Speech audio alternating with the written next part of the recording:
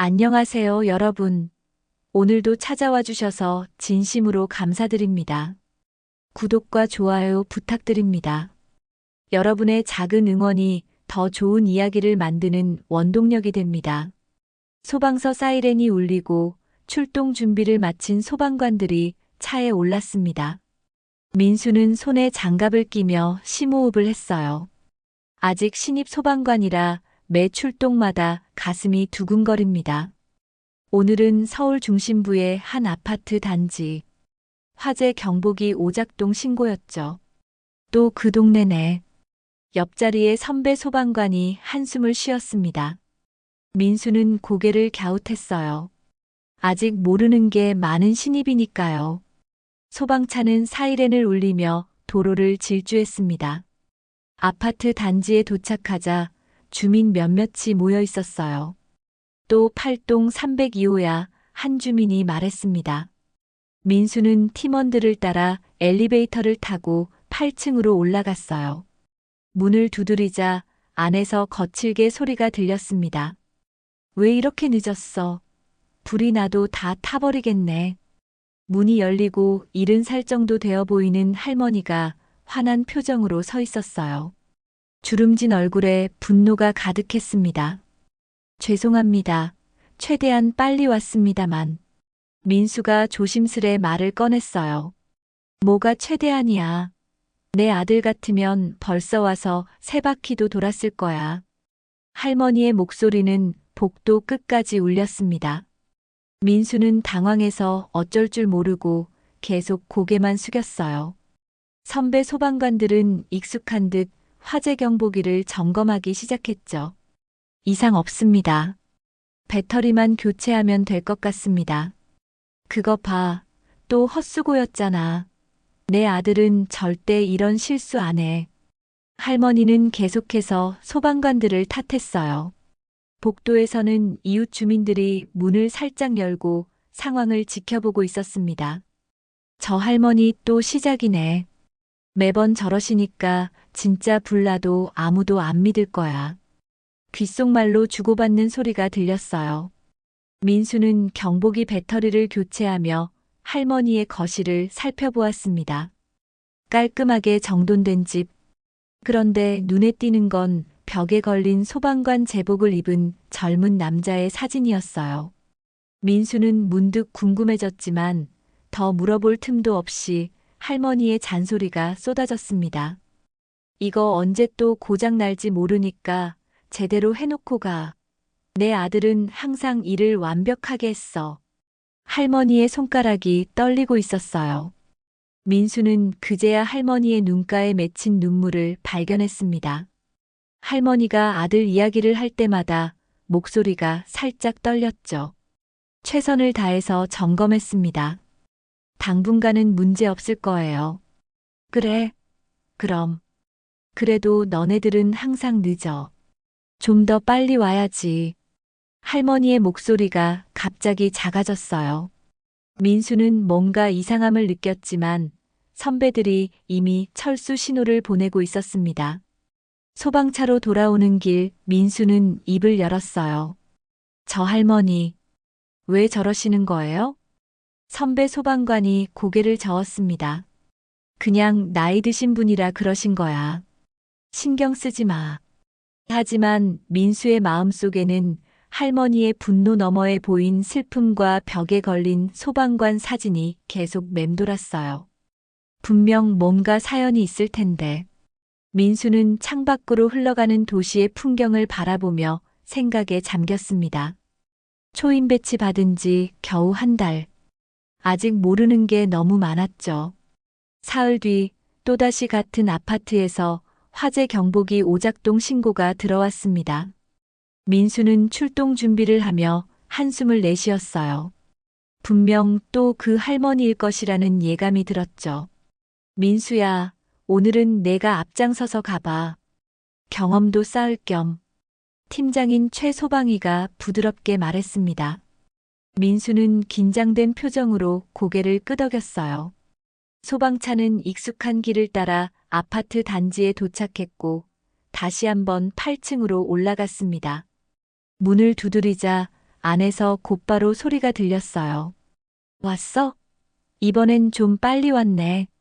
할머니가 문을 열자마자 쏘아붙였습니다. 하지만 지난번보다는 목소리 톤이 조금 누그러진 것 같았어요. 민수가 앞으로 나섰죠. 안녕하세요. 화재 경보기 점검하러 왔습니다. 아이고, 지난번에 왔던 애네. 좀 배웠어? 내 아들은 말이야.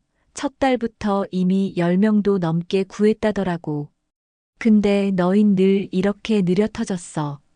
할머니의 타박은 계속되었습니다. 민수는 묵묵히 화재 경보기를 점검했어요. 이번에는 센서 부분에 먼지가 끼어서 오작동한 것으로 보였죠.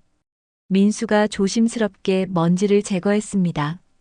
할머니, 센서에 먼지가 좀 끼셨네요. 정기적으로 마른 수건으로 닦아주시면 좋습니다. 할머니는 코웃음을 쳤어요. 그딴 걸 내가 어떻게 알아? 내 아들이 있을 때는 이런 문제 없었어. 민수는 침착하게 말을 이었습니다. 도움이 필요하시면 언제든 신고해 주세요. 그게 저희가 있는 이유니까요. 할머니의 눈빛이 잠시 흔들렸습니다. 무언가 기억을 더듬는 듯한 표정이었어요. 민수는 다시 한번 벽에 걸린 사진을 바라보았죠. 젊고 늠름한 소방관의 미소가 인상적이었습니다. 할머니, 저기 있는 분이. 민수의 말이 채 끝나기도 전에 할머니가 손사래를 쳤어요. 묻지 마. 넌 아무것도 모르면서. 할머니의 목소리가 갑자기 떨려왔습니다. 눈가에 그렁그렁 눈물이 맺혔죠. 민수는 당황해서 더 이상 말을 잇지 못했어요. 할머니는 몸을 돌려 방으로 들어가 버렸습니다. 민수는 멀뚱히 서서 어찌해야 할지 몰랐죠. 팀장인 최 소방이가 다가와 민수의 어깨를 두드렸어요. 괜찮아. 우리 일 다 끝났으니 돌아가자. 소방차로 돌아가는 길 민수는 입을 열었습니다. 팀장님, 그 할머니. 뭔가 사연이 있는 것 같은데요. 최 소방이는 잠시 묵묵히 운전대를 잡다가 입을 열었어요. 그 할머니 좀 사연이 있는 분이야. 자세한 건 나중에 말해줄게. 민수는 속으로 답답함을 느꼈습니다. 분명 뭔가 있는데 모두 알면서도 말해주지 않는 것 같았어요. 소방서로 돌아와 보고서를 작성하는 내내 민수의 머릿속에서는 할머니의 얼굴과 그 사진 속 소방관의 모습이 맴돌았죠. 그날 밤 숙소에서 민수는 쉽게 잠들지 못했습니다. 옆자리에서는 동기들의 코 고는 소리가 들렸지만 민수의 눈은 뜨겁게 열려 있었어요. 스마트폰을 꺼내 검색창에 소방관 순직이라고 입력했죠. 너무 많은 기사들이 나왔습니다. 마음이 무거워졌어요. 다음 날 민수는 근무 중 쉬는 시간에 조금 더 구체적인 검색을 해보기로 했습니다. 서울 아파트 화재 소방관 순직이라고 입력했어요. 여러 기사가 뜨는 가운데 10년 전 겨울 날짜의 기사가 눈에 들어왔죠. 소방서 김영석 소방관, 화재 구조 중 순직. 민수는 숨을 멈추고 기사를 클릭했습니다. 기사 속 사진. 그것은 분명 할머니 집 거실에 걸려있던 그 사진이었어요. 기사는 간결했습니다. 지난 12월 23일 아파트 대형 화재 현장에서 마지막까지 주민들을 구조하던 김영석 소방관 당시 28비 붕괴된 건물 더미에 갇혀 순직했다. 김 소방관은 마지막 한 명까지라는 말을 남기고 화재 현장에 재진입했으나 끝내 돌아오지 못했다.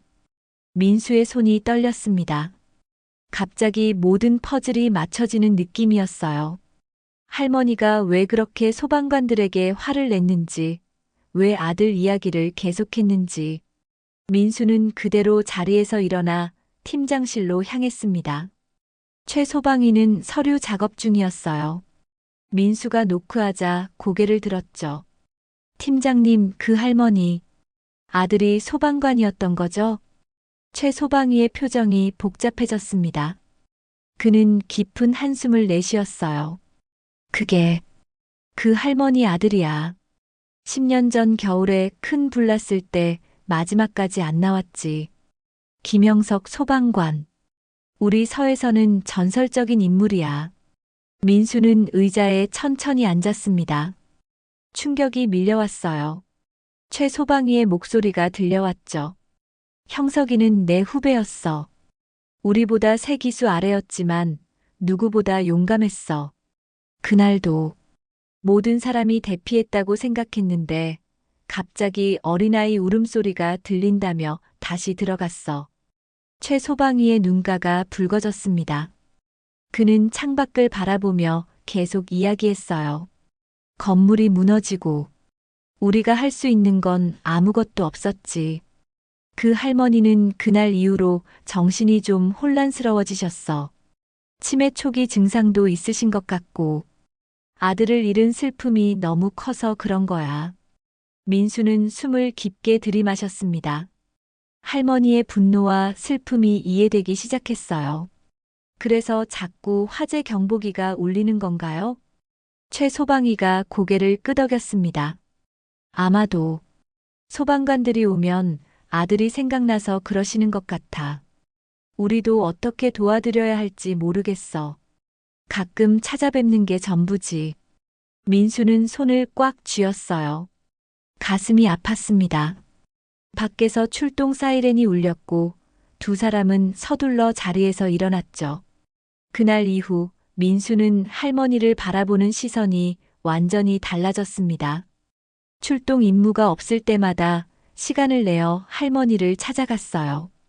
처음에는 민수가 문을 두드리자 할머니가 의아해했죠. 또 뭐야? 경보기 안 울렸는데. 안녕하세요, 할머니. 지난번에 설치해드린 경보기가 잘 작동하나 확인하러 왔습니다. 할머니는 미심쩍은 표정이었지만 문을 열어주었어요. 민수는 조심스럽게 거실로 들어갔습니다. 벽에 걸린 사진을 바라보며 말을 꺼냈죠. 할머니, 김영석 소방관님. 정말 훌륭한 분이셨다고 들었습니다. 할머니의 표정이 순간 굳었어요. 그러다 천천히 부드러워졌습니다. 내가 알고 있었니? 민수는 고개를 끄덕였어요.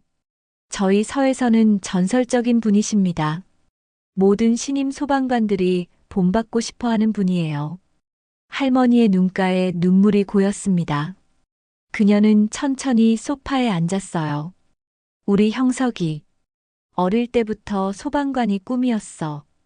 위험한 일이라고 말렸는데도 소방관 시험에 합격했다고 좋아하던 모습이 아직도 눈에 선해. 민수는 조용히 할머니 이야기를 들었습니다. 할머니는 마치 오랫동안 누구에게도 하지 못했던 이야기를 쏟아내듯 말했어요. 형석이 어떻게 자랐는지, 얼마나 착한 아들이었는지, 소방관이 된 후에는 얼마나 자랑스러워했는지. 그날 전화가 왔을 때 난 믿을 수 없었어. 우리 형석이가 돌아오지 않는다니. 그럴 리가 없어. 할머니의 목소리가 떨렸습니다. 민수는 무엇이라 위로해야 할지 몰라 그저 고개를 숙였어요. 할머니가 갑자기 민수를 바라보며 말했죠. 형석아, 오늘도 출동했니? 민수는 당황했습니다. 할머니의 눈빛이 갑자기 달라져 있었어요. 마치 자신을 아들로 착각하는 것 같았죠. 민수는 잠시 망설이다 조용히 고개를 끄덕였습니다. 네, 다녀왔어요. 모두 안전하게 구했어요. 할머니의 얼굴에 안도의 미소가 번졌어요. 민수는 울컥하는 감정을 참을 수 없었습니다. 할머니의 손을 조심스럽게 잡았죠. 할머니, 다음에 또 올게요. 소방서로 돌아온 민수는 무거운 마음으로 팀장실을 찾았습니다. 할머니의 상황을 자세히 설명했어요. 치매가 있으신 것 같습니다. 저를 아들로 착각하시더라고요. 최 소방이는 깊은 생각에 잠겼습니다. 그리고 고개를 들었어요. 민수야, 내가 좋은 생각을 떠올리게 해줬어. 우리가 할머니를 도울 방법이 있을 것 같아. 다음 날 소방서 전체 회의에서 이 이야기가 공유되었습니다. 놀랍게도 많은 소방관들이 이미 김영석 소방관의 이야기를 알고 있었어요. 그리고 한 마음으로 할머니를 돕기로 결정했죠. 그날부터 소방서 직원들이 돌아가며 할머니를 찾아가기 시작했습니다. 어떤 날은 간단한 식사를 가져갔고 또 어떤 날은 집안일을 도왔어요. 할머니는 처음에는 혼란스러워했지만 점차 소방관들의 방문에 익숙해지기 시작했죠. 민수는 특히 자주 찾아갔습니다. 할머니가 자신을 형석이라고 부를 때마다 마음이 아팠지만 그럴 때 할머니가 가장 행복해 보이는 것도 사실이었어요. 민수는 할머니에게 매일의 일과를 이야기해주고 소방서에서 있었던 작은 일들을 전해주었죠. 소방서의 새로운 일상이 자리 잡았습니다. 출동 일정표 옆에 작은 표가 하나 생겼어요. 김할머니 방문 일정이라고 적힌 표였죠. 소방관들은 자발적으로 이름을 적어 넣었습니다. 어느덧 한 달이 지났어요. 민수는 오늘도 할머니 집을 찾아갔습니다. 문을 두드리기 전 손에 든 꽃다발을 바라보았어요. 형석 소방관의 생일이었습니다. 동료들이 모은 돈으로 준비한 작은 선물이었죠. 누구세요? 할머니의 목소리가 들렸습니다. 예전처럼 화가 난 목소리는 아니었어요. 할머니, 민수예요. 오늘 특별한 날이잖아요. 문이 열리고 할머니가 나타났습니다. 예전보다 머리를 단정하게 빗었고 옷차림도 깔끔했어요. 민수의 손에 든 꽃다발을 보고 할머니의 눈이 커졌습니다. 오늘이 형석이 생일이지? 민수는 놀랐어요. 할머니가 맑은 정신으로 상황을 인식하고 있었습니다.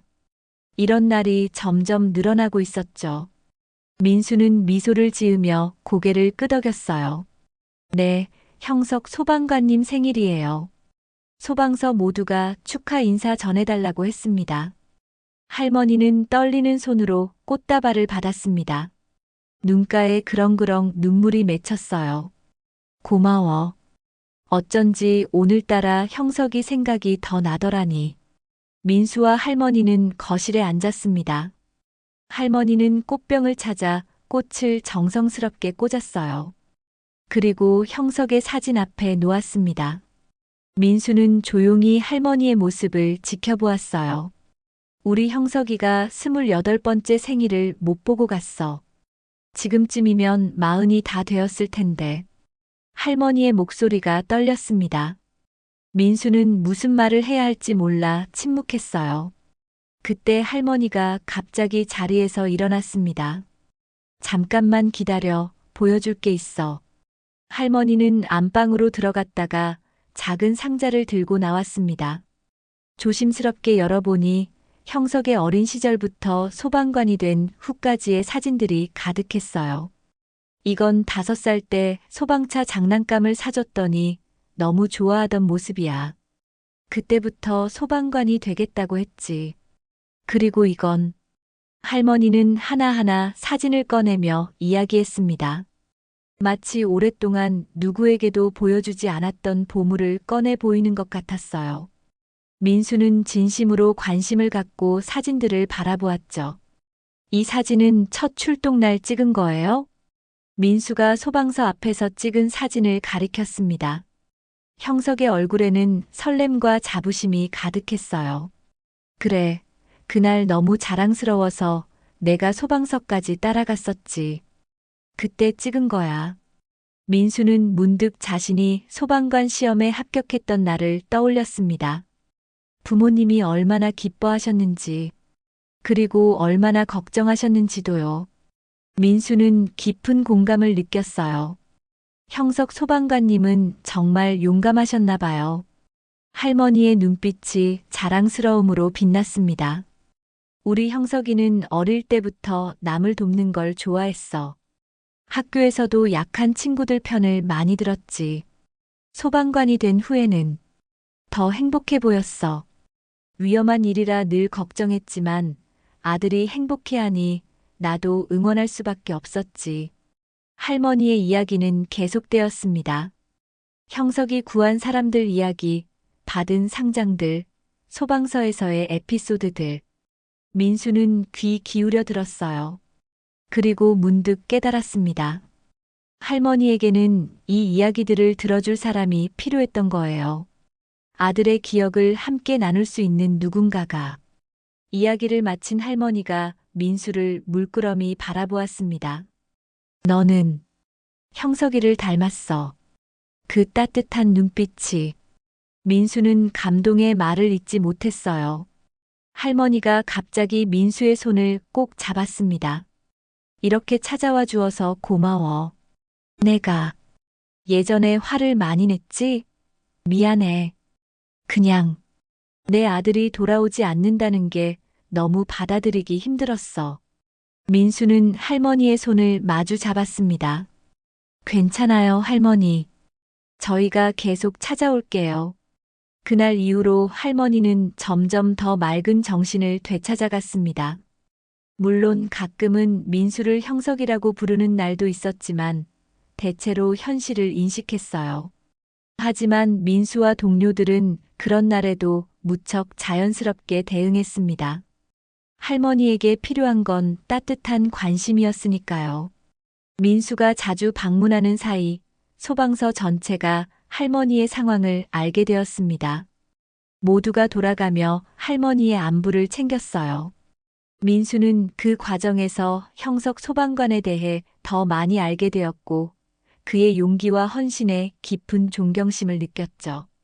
형석 소방관님처럼 되고 싶습니다. 민수는 마음속으로 다짐했어요. 누군가의 아들이었고 누군가의 희망이었던 형석처럼. 민수도 자신의 사명을 다하고 싶었습니다. 아침 출근길, 민수는 스마트폰으로 지역 복지센터 정보를 검색했습니다. 할머니를 위한 전문적인 도움이 필요하다고 느꼈어요. 소방서로 출근한 민수는 최 소방이를 찾아갔죠. 팀장님, 김 할머니를 위한 좋은 방법을 찾은 것 같습니다. 최 소방이는 관심 있게 고개를 들었어요. 어떤 건데? 지역 복지센터에 문의해보니 치매 환자를 위한 요양 프로그램이 있더라고요. 전문적인 케어가 가능한 곳이랍니다. 최 소방이의 표정이 밝아졌습니다. 좋은 생각이네. 그런데 할머니가 동의하실까? 민수는 잠시 고민에 빠졌어요. 맞습니다. 할머니는 자신의 집을 떠나려 하지 않을 수도 있었죠. 천천히 설득해 볼게요. 우선 복지센터 상담사와 함께 방문해 보려고 합니다. 그날 오후 민수는 지역 복지센터의 박 상담사와 함께 할머니 집을 찾았습니다. 문을 두드리자 할머니가 나왔어요. 민수구나. 오늘은 누구랑 왔니? 할머니가 박 상담사를 의아한 눈으로 바라보았습니다. 민수가 조심스럽게 말을 꺼냈어요. 할머니, 이분은 복지센터에서 오신 박 상담사님이에요. 할머니께 도움이 될 만한 좋은 프로그램이 있다고 해서 같이 왔습니다. 할머니의 표정이 경계심으로 굳어졌어요. 무슨 프로그램? 난 괜찮아. 내 집에서 살 거야. 민수는 박 상담사와 눈빛을 교환했습니다. 박 상담사가 부드러운 목소리로 말했어요. 할머니, 저희가 강제로 모시러 온 게 아니에요. 그저 할머니께 도움이 될 만한 서비스를 소개해 드리러 왔을 뿐이죠. 잠시 이야기만 나눠보면 어떨까요? 할머니는 마지못해 두 사람을 거실로 안내했습니다. 소파에 앉은 박 상담사는 차분하게 요양병원 프로그램에 대해 설명했어요. 전문적인 치료와 케어, 다양한 활동, 비슷한 상황의 사람들과의 교류. 할머니는 처음에는 무관심한 듯 했지만 점차 관심을 보이기 시작했죠. 거기 다른 사람들도 많이 있나요? 할머니가 물었습니다. 박 상담사가 미소를 지었어요. 네, 할머니 또래분들이 많이 계세요. 함께 이야기도 나누고 활동도 하시죠. 할머니는 잠시 생각에 잠겼습니다.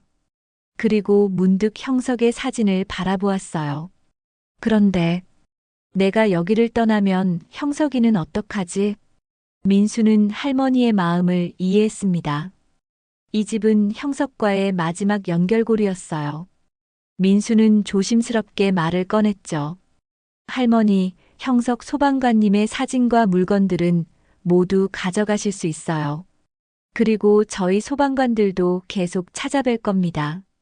할머니의 눈가에 눈물이 맺혔습니다. 박 상담사가 부드럽게 말을 이었어요. 먼저 하루만 방문해 보시는 건 어떨까요?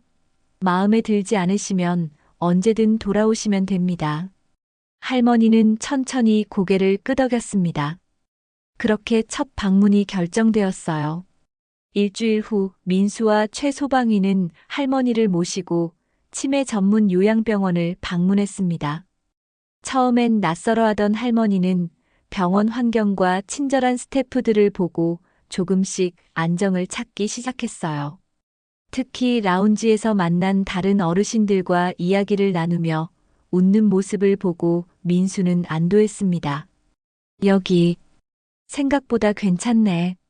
할머니가 조용히 말했어요. 민수와 최 소방위는 미소를 교환했습니다. 마침내 할머니는 일주일간 시범 입원을 해보기로 했어요. 집으로 돌아가 필요한 물건들을 챙기는 동안 할머니는 형석의 사진과 앨범을 가장 먼저 가방에 넣었습니다. 형석아, 잠시 다른 곳에서 지내볼게. 괜찮지? 할머니가 사진에 대고 속삭였어요. 민수는 가슴이 뭉클했습니다. 요양병원 입원 첫날, 민수는 퇴근 후 곧장 할머니를 찾아갔어요. 할머니는 생각보다 잘 적응하고 있었습니다. 방 안에는 이미 형석의 사진이 놓여 있었고 작은 화분도 창가에 자리 잡았어요. 어떠세요, 할머니? 많이 불편하진 않으신가요? 할머니는 고개를 저었습니다. 괜찮아. 여기 선생님들이 친절하더라. 그리고 아까 옆방 할머니랑 이야기도 나눴어. 민수는 기뻤어요. 할머니가 사회적 교류를 시작한 것은 정말 좋은 신호였습니다. 그날부터 민수는 매일 퇴근 후 병원에 들러 할머니와 시간을 보냈어요. 때로는 다른 소방관들도 함께 방문했죠. 특히 민수는 할머니를 위해 특별한 일을 시작했습니다. 매일 병문안을 갈 때마다 작은 일기장을 가져가 그날의 소방서 이야기를 적어주었어요. 오늘은 고양이 구조 출동이 있었습니다. 3시간 만에 무사히 찾았어요. 모두 안전하게 복귀했습니다. 할머니는 민수가 적어주는 일기를 읽으며 마음의 안정을 찾는 듯 했습니다. 마치 아들의 일상을 엿보는 것 같았으니까요. 병원 의사들도 이 방법이 할머니의 정신 건강에 큰 도움이 된다고 말했어요. 시간이 흐를수록 할머니의 상태는 눈에 띄게 좋아졌습니다. 치매 증상도 조금씩 나아지고 혼란스러운 날도 줄어들었어요. 무엇보다 다른 환자들과 교류하며 웃음을 되찾기 시작했죠. 민수야, 내일은 병원에서 음악회가 있대. 너도 올래? 할머니가 어느 날 물었습니다. 민수는 기쁘게 수락했어요. 할머니가 능동적으로 활동에 참여하고 다른 사람을 초대하는 모습은 정말 놀라운 변화였습니다. 요양병원에서의 생활이 2달째 접어들었습니다. 할머니의 방은 이제 작은 식물들로 가득했어요. 다른 환자들과 함께하는 원예 수업에서 직접 키운 화분들이었죠. 민수는 이날도 퇴근 후 병원을 찾았습니다. 손에는 늘 들고 다니는 일기장과 할머니가 좋아하는 유자차가 들려 있었어요. 할머니, 안녕하세요? 병실 문을 살짝 두드리자 안에서 할머니의 목소리가 들렸습니다. 민수구나, 어서 들어와. 할머니는 창가에 앉아 있었어요. 오후의 햇살이 그녀의 주름진 얼굴을 부드럽게 비추고 있었습니다.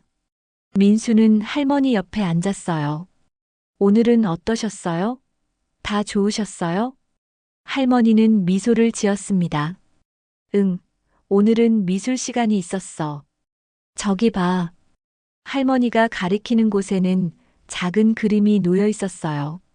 소방차를 그린 듯 했지만 아이가 그린 것처럼 서툴렀습니다.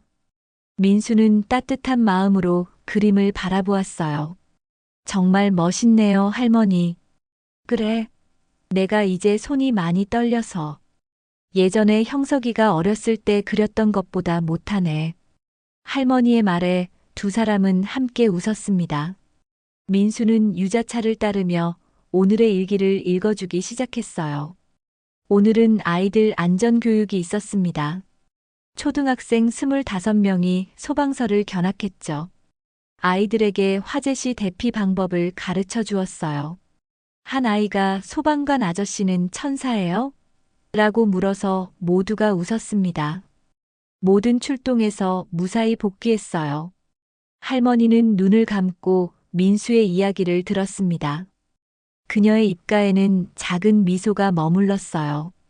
이제 이 일기는 할머니에게 큰 위안이 되었습니다. 민수야. 할머니가 갑자기 민수의 손을 잡았어요. 그녀의 손은 따뜻했습니다. 응, 할머니. 내 아들은 돌아오지 않지만 널 보면 이상하게 마음이 놓여. 민수는 숨을 멈췄어요. 할머니의 눈빛이 그 어느 때보다 또렷했습니다. 혼란이 아닌 맑은 정신으로 하는 말이었어요. 형석이가 떠난 후, 난 매일 화가 났어. 왜 내 아들만 돌아오지 않았는지, 왜 다른 소방관들은 살아서 돌아왔는지. 할머니의 목소리가 떨렸습니다. 그러나 이전과는 다른 종류의 떨림이었어요. 오랫동안 쌓여있던 감정이 조금씩 풀려나가는 것 같았죠. 그런데 너희들을 만나고 특히 너를 알게 된 후로 이해하게 됐어. 내 아들이 왜 그런 선택을 했는지. 민수의 눈가에 눈물이 고였습니다. 할머니의 손을 더 꽉 잡았어요. 형석이는 늘 남을 먼저 생각했어. 어릴 때부터 자기보다 남이 더 중요했지. 소방관이 된 것도 그래서였을 거야. 그날도 누군가를 구하기 위해서였을 거야. 할머니의 눈에서 눈물이 흘러내렸지만 그녀의 목소리는 점점 더 단단해졌습니다. 이제야 내 아들이 그런 선택을 한 걸 자랑스럽게 생각할 수 있게 됐어. 오랜 시간이 걸렸지만 민수도 눈물을 참을 수 없었어요. 할머니가 이렇게 마음을 열고 아들의 죽음을 받아들이는 모습은 정말 감동적이었습니다. 형석 소방관님은 정말 자랑스러운 분이십니다. 저희 모두의 롤모델이에요. 할머니는 고개를 끄덕였습니다. 그리고 잠시 침묵 후 서랍에서 작은 상자를 꺼냈어요. 이건 형석이의 마지막 편지야. 출동 나가기 전날 밤에 쓴 거래. 순직 후에 동료가 가져다 주었는데 그동안 한 번도 열어보지 못했어. 민수는 놀라움을 감추지 못했습니다. 할머니가 조심스럽게 상자를 열자 낡은 편지 한 장이 나왔어요. 읽어줄래? 난 아직도 이걸 읽을 용기가 없어. 민수는 떨리는 손으로 편지를 받았습니다. 조심스럽게 펼쳐 읽기 시작했어요. 사랑하는 어머니께 내일 큰 화재 현장에 출동한다는 소식을 들었습니다. 항상 그렇듯 무사히 돌아오겠지만 혹시 모를 일이 있을까봐 이렇게 편지를 남깁니다. 어머니, 제가 소방관이 되겠다고 했을 때 많이 반대하셨지만 끝내 응원해 주셔서 감사합니다. 이 일을 하면서 정말 행복했습니다. 사람들을 구할 때마다 느끼는 보람은 말로 표현할 수 없습니다. 어머니께서 걱정하시는 것처럼 위험한 일이 맞지만 그만큼 가치 있는 일이기도 합니다. 혹시라도 제가 돌아오지 못하더라도 너무 슬퍼하지 마세요. 저는 제 선택을 후회하지 않으니까요. 그리고 다른 소방관들을 미워하지 마세요. 그들도 저와 같은 마음으로 매일 위험을 무릅쓰고 있으니까요. 어머니 사랑합니다. 당신의 아들 형석 올림. 편지를 다 읽었을 때 병실 안은 눈물바다가 되어 있었습니다. 할머니는 흐느끼며 편지를 가슴에 안았어요. 민수도 눈물을 닦았죠. 내 아들. 마지막까지 나를 생각했구나. 할머니의 말에 민수는 더 이상 아무 말도 할 수 없었습니다. 그저 할머니의 손을 잡아주는 것이 전부였어요. 그들은 오랫동안 그렇게 앉아 있었죠. 말없이 그저 형석의 기억을 함께 나누며. 잠시 후 할머니는 눈물을 닦고 고개를 들었습니다. 그녀의 눈에는 이전과는 다른 빛이 있었어요. 고마워, 민수야. 내가 아니었으면 난 영원히 이 편지를 읽지 못했을 거야. 민수는 고개를 저었습니다. 아니에요, 할머니. 제가 오히려 감사드립니다. 형석 소방관님을 알게 해주셔서. 그날 밤 민수는 병원을 나오며 하늘을 올려다보았습니다. 별들이 유난히 밝게 빛나고 있었어요. 마치 형석도 저 위에서 이 모든 것을 지켜보고 있는 것 같았습니다. 다음 날 아침 민수는 평소보다 일찍 일어났습니다. 오늘은 출근이 없는 휴일이었지만 가야 할 곳이 있었어요. 민수는 조용히 준비를 마치고 집을 나섰죠. 손에는 작은 꽃다발이 들려 있었습니다. 버스를 타고 도착한 곳은 시 외곽의 공원묘지였어요. 민수는 묘지관리사무소에서 위치를 확인하고 천천히 걸음을 옮겼습니다. 초여름의 아침 햇살이 따뜻했어요. 새들의 지저김이 평화로운 분위기를 만들었죠. 마침내 도착한 묘비 앞에 민수는 멈춰 섰습니다. 소방관 김영석, 영면하다라는 글자가 선명했어요. 10년이 지났지만 묘비는 깨끗하게 관리되어 있었습니다. 누군가 자주 찾아오는 흔적이 보였어요. 민수는 꽃다발을 내려놓고 공손히 묵념했습니다. 그리고 천천히 입을 열었어요. 형석 소방관님, 안녕하세요. 저는 민수라고 합니다. 같은 소방서에서 일하게 된 후배예요. 바람이 살짝 불어 민수의 머리카락을 흔들었습니다. 마치 누군가 듣고 있다는 신호 같았어요. 어머님은 잘 계십니다. 요양병원에 계시는데 많이 좋아지셨어요. 어제는 소방관님의 편지도 읽었습니다. 민수의 목소리가 살짝 떨렸지만 계속 이어갔어요. 처음에는 어머님이 저희 소방관들을 많이 미워하셨어요. 왜 아들만 돌아오지 않았는지. 하지만 이제는 이해하시는 것 같습니다. 소방관님의 선택을, 그 용기를. 민수는 잠시 숨을 고르고 계속 말했습니다. 형석 소방관님 같은 선배가 있어서 저희는 더 단단해질 수 있었어요. 소방관님의 이야기는 신임 소방관들에게 늘 전해집니다. 마지막 한 명까지라는 말과 함께요. 민수는 형석의 묘비를 바라보며 미소 지었어요. 어머님은 제가 잘 모시겠습니다. 그러니 소방관님도 편히 쉬세요. 제가 그 길을 잇겠습니다. 묵묵히 자리에서 일어난 민수는 마지막으로 고개를 숙였습니다. 돌아서는 그의 눈가에는 눈물이 고여 있었지만 마음은 단단했어요. 소방서로 향하는 버스 안에서 민수는 창밖을 바라보았습니다. 도시는 평화로웠어요. 사람들은 각자의 일상을 살아가고 있었죠. 그들이 평온할 수 있는 이유 중 하나는 형석 같은 소방관들이 있기 때문이라는 생각이 들었습니다. 소방서에 도착한 민수는 곧장 팀장실로 향했어요. 최 소방이는 휴일에도 서류 작업을 하고 있었습니다. 팀장님, 잠시 시간 괜찮으세요? 최 소방이가 고개를 들었어요. 민수야, 오늘 쉬는 날 아니었어? 네, 그런데 제안 드릴 게 있어서요. 민수는 자리에 앉아 자신의 생각을 이야기했습니다. 형석의 이야기를 기록으로 남기고 신임 소방관 교육 자료로 활용하자는 내용이었어요. 그리고 소방서 안에 작은 기념 공간을 마련하자는 제안도 했죠. 최 소방이는 깊은 생각에 잠겼다가 고개를 끄덕였습니다. 좋은 생각이야. 형석이의 희생을 기억해야지. 그게 우리가 할 수 있는 최소한의 예우일 거야. 그날부터 프로젝트가 시작되었어요. 민수를 중심으로 여러 소방관들이 자발적으로 참여했습니다. 형석의 동료들은 그에 대한 기억을 나누었고 그의 업적을 정리했어요. 할머니도 집에 보관 중이던 형석의 소지품과 사진들을 기꺼이 내어주셨습니다. 한 달 후 소방서 로비 한쪽에 작은 전시 공간이 마련되었어요. 벽에는 두 개의 사진이 나란히 걸려 있었습니다. 형석과 민수. 그 아래에는 그 길을 잇는 사람들이라는 문구가 적혀 있었어요.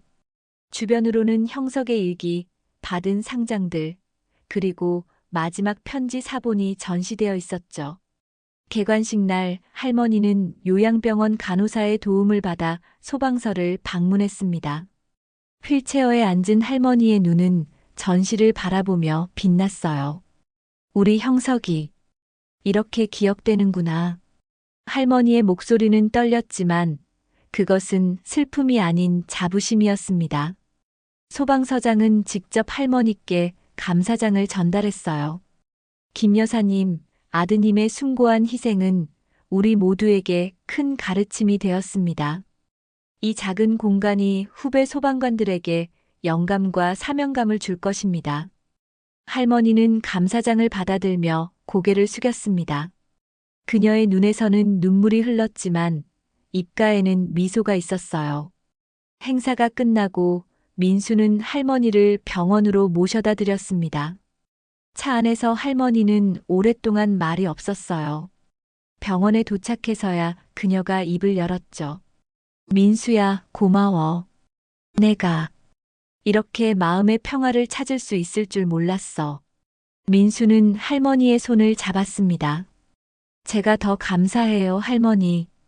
형석 소방관님을 알게 해주셔서. 할머니는 미소 지었어요. 그녀의 눈빛은 더 이상 혼란스럽지 않았습니다. 마치 오랜 어둠을 지나 빛을 찾은 것 같았죠.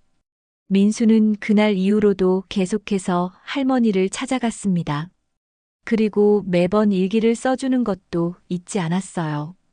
할머니도 점점 더 활기를 찾아갔죠.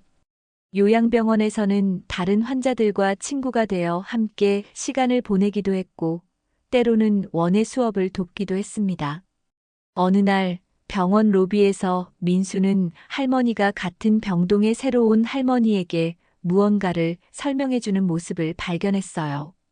가까이 다가가 보니 할머니는 스마트폰 사용법을 가르쳐주고 있었습니다. 이렇게 누르면 사진을 볼 수 있어요. 저도 처음엔 어려웠는데 익숙해지면 쉬워요. 민수는 그 모습을 보며 가슴이 따뜻해졌어요. 한때는 분노와 슬픔에 갇혀있던 할머니가 이제는 다른 사람을 돕고 있었습니다. 그것은 마치 형석의 유산이 할머니를 통해 계속되는 것 같았어요. 1년이 흘렀습니다. 소방서 앞마당에는 작은 기념비가 세워졌어요. 마지막 한 명까지라는 문구와 함께 김영석 소방관의 이름이 새겨진 기념비였죠. 오늘은 준공식이 있는 날. 민수는 제복을 단정히 입고 행사장으로 향했습니다. 행사장에는 많은 사람들이 모여 있었어요. 소방관들, 지역 주민들, 그리고 휠체어를 타고 온 할머니까지. 할머니의 모습은 1년 전보다 훨씬 건강해 보였습니다. 얼굴에 생기가 돌고 미소도 자연스러웠어요. 민수야. 할머니가 손을 흔들었습니다. 민수는 할머니에게 다가가 공손히 인사했어요. 할머니, 안녕하세요. 오늘 정말 좋아 보이세요. 할머니는 미소 지었습니다. 요양병원의 담당 간호사도 옆에 있었어요. 우리 할머니 요즘 병원에서 봉사활동도 하신답니다. 새로운 환자들 적응 돕고 도서관에서 책 정리도 하시고. 민수는 놀라움을 감추지 못했어요. 할머니가 수줍게 웃었습니다. 뭐 별거 있나, 내가 할 수 있는 작은 일이야. 행사가 시작되고 소방서장의 인사말이 이어졌어요. 그리고 특별한 순간이 찾아왔습니다. 할머니가 휠체어에서 천천히 일어나 단상으로 향했어요. 민수는 놀라서 할머니를 부축하려 했지만 할머니는 고개를 저었습니다. 괜찮아, 내가 할 수 있어.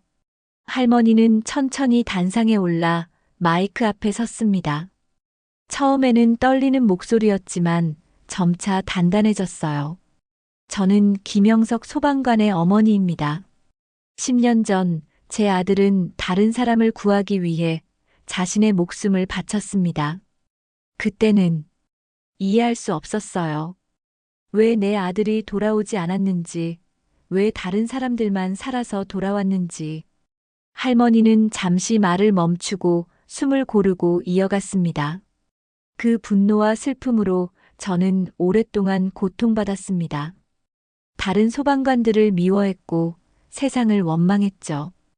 하지만 이제는 알게 되었습니다. 제 아들이 선택한 길의 의미를, 그리고 그 길을 이어가는 사람들의 소중함을. 할머니의 시선이 민수에게 머물렀어요. 민수의 눈가에 눈물이 고였습니다. 소방관 여러분, 여러분은 매일 위험을 무릅쓰고 낯선 이들의 생명을 구합니다. 그것은 정말 값진 일이에요. 이제는 제가 자랑스럽게 말할 수 있습니다. 내 아들은 소방관이었습니다. 할머니의 목소리가 떨렸지만 그녀의 눈빛은 단단했어요. 행사장에는 잠시 침묵이 흘렀다가 이내 뜨거운 박수가 터져 나왔습니다. 소방관들은 모두 일어나 경례를 했어요. 많은 사람들의 눈에는 눈물이 고여 있었죠. 행사가 끝나고 민수와 할머니는 잠시 소방서 뒤편 작은 정원에 앉았습니다. 여름 햇살이 따뜻했어요. 할머니, 정말 멋진 말씀이셨어요. 할머니는 미소 지었습니다. 내 마음속 이야기였어. 이제야 진심으로 할 수 있는 이야기. 두 사람은 잠시 편안한 침묵을 나누었어요. 그때 할머니가 작은 상자를 꺼냈습니다. 민수야, 이건 형석이의 배지야. 소방관 배지. 내가 가졌으면 해. 민수는 놀라움을 감추지 못했습니다. 그것은 너무나 소중한 물건이었어요. 할머니, 저는 그럴 자격이. 할머니가 민수의 말을 자르며 배지를 건넸습니다. 내가 가장 자격 있는 사람이야. 내 아들의 길을 이어가는 사람. 민수는 감사의 마음으로 배지를 받았어요. 그것은 단순한 금속 조각이 아니라 소명과 책임의 상징이었습니다. 몇 달 뒤 요양원에서는 작은 행사가 열렸어요. 도움의 손길이라는 프로그램 발족식이었습니다. 새로 입원하는 환자들을 돕고 적응을 돕는 봉사단이었죠. 할머니는 그 프로그램의 첫 번째 회원이었어요. 우리도 누군가에게 힘이 될 수 있어요.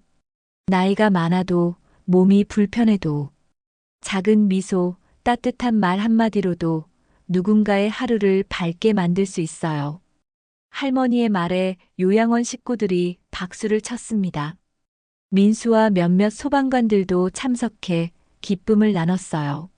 할머니의 눈빛은 반짝였고 그녀의 미소는 진심이었습니다. 행사가 끝나고 민수는 할머니와 함께 병원 정원을 거닐었어요. 가을 바람이 선선했습니다. 할머니, 정말 대단하세요. 이렇게 다른 사람들을 도우시다니. 할머니는 미소 지었습니다. 다른 사람을 돕는 건 형석이가 내게 가르쳐 준 거야. 그리고 내가 다시 일깨워 준 거고. 민수는 할머니의 손을 잡았어요. 따뜻했습니다. 내가 아들을 잃고 나서 마치 세상 전체를 잃은 것 같았어. 하지만 이제는 달라. 여전히 내 아들은 없지만 내 주변에는 많은 사람들이 있어. 도움이 필요한 사람들, 내가 손을 내밀 수 있는 사람들. 민수는 할머니의 말에 깊이 공감했습니다. 그것이 바로 형석이 남긴 가장 큰 유산이었어요. 사람을 향한 마음, 도움이 필요한 곳에 기꺼이 손을 내미는 용기. 그날 저녁 민수는 출동 준비를 마치고 소방차에 올랐습니다. 가슴에는 형석의 배지가 달려 있었어요. 불이 난 아파트를 향해 달리는 동안 민수는 작은 기도를 했습니다. 오늘도 모두를 안전하게 지키겠습니다. 마지막 한 명까지. 소방서로 돌아온 민수는 일기장을 꺼냈어요. 여전히 할머니를 위해 매일 일기를 썼습니다. 오늘의 일기에는 특별한 구절이 더해졌죠. 우리가 지키는 건 생명만이 아니에요. 기억도 사랑도 우리가 지켜야죠. 창밖으로 도시의 불빛이 반짝였습니다. 그 불빛 아래에서 수많은 사람들이 일상을 살아가고 있었어요. 그들이 평화롭게 잠들 수 있는 이유는 누군가가 그들을 지키고 있기 때문일 것입니다. 형석처럼, 민수처럼 그 길을 잇는 사람들이 있기에 민수는 창가에 서서 도시를 바라보았습니다. 어딘가에 또 누군가가 도움을 필요로 할지 모릅니다. 그때 민수는 망설임 없이 달려갈 것이에요. 그것이 바로 소방관의 사명이니까요. 형석 소방관님, 오늘도 안전하게 복귀했습니다. 내일도, 그 다음 날도 당신이 남긴 길을 계속 걸어가겠습니다.